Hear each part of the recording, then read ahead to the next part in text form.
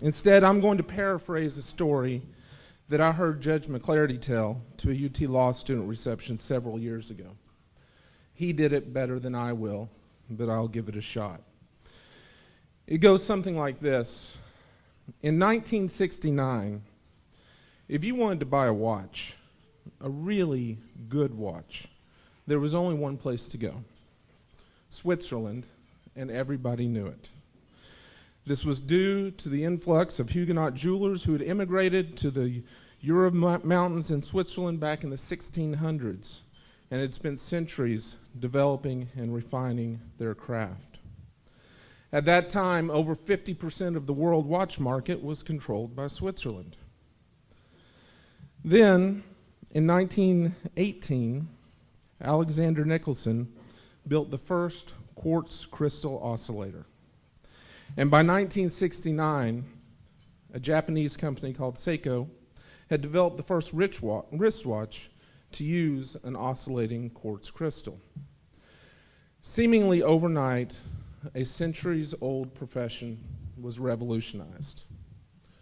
But the watchmakers in Switzerland did not want to see the change. They had held steadfast to mechanical watch production, confident that their craftsmanship and reputation would be enough to rout any competitors. In a span of less than 15 years, the Swiss watchmaking industry fell off the cliff. America and Japan surpassed the Swiss as people found the quartz watches cheaper and more accurate.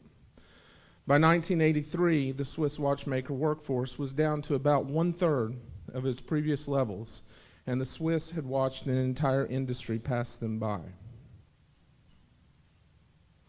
We in the legal profession should be able to relate at some level. In the past 20 years, since the internet became a staple in our lives, we have made some changes to our practice.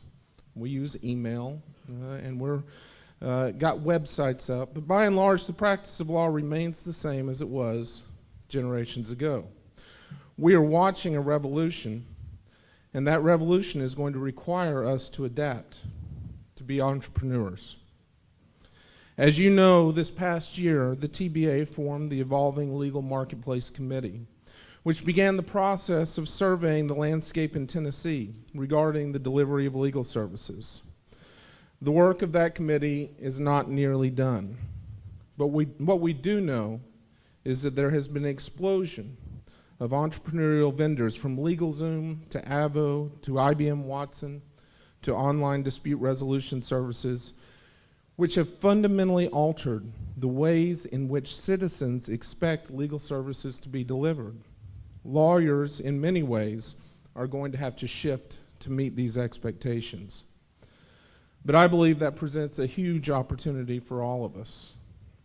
As technology advances and new vendors enter the marketplace, I believe our client base is expanding rather than restricting. We at the TBA like to say that we represent lawyers from Memphis to Mountain City. Well, a solo practitioner in Mountain City now has the tools at their fingertips to attract and service clients they previously never had access to. Likewise, large firms in Memphis can and do compete on an international level for clients who were previously unattainable. We've been told that as much as 80% of Tennesseans with legally justiciable issues never seek counsel. Whether that's because they cannot afford the current cost of legal services or do not know that they need counsel, an entrepreneurial lawyer now has the ability to enter that market to make those services available and affordable. Technology and innovative solutions are already opening up an entirely new and more efficient avenues for service to our truly needy, to fulfill our commitment to access to justice. You can just look to Buck Lewis and Access to Justice online to see how far we've advanced and how far we are going. We will be spending this year empowering Tennessee lawyers to take advantage of the technology and resources available for them. We're calling it the Modern Law Practice, and it will be a collection of CLEs, online collaboration, workshops, and other forums designed to identify resources available to the Tennessee lawyer, share best practices, and facilitate the transition into the evolving legal marketplace. The bar has a critical role to play here. We are uniquely positioned. We can be the platform for a deliberate, educated, and measured understanding of how to thrive in today's market, while at the same time preserving and protecting those core values we identify with being a lawyer. We're going to embrace the changes that are going on around us and use them to make our profession stronger and enhance legal services for all Tennesseans. I hope you'll be an active participant in the Modern Law Office. It promises to be an exciting and fun year, but it will truly be a collaborative effort, and we will need the assistance of everyone.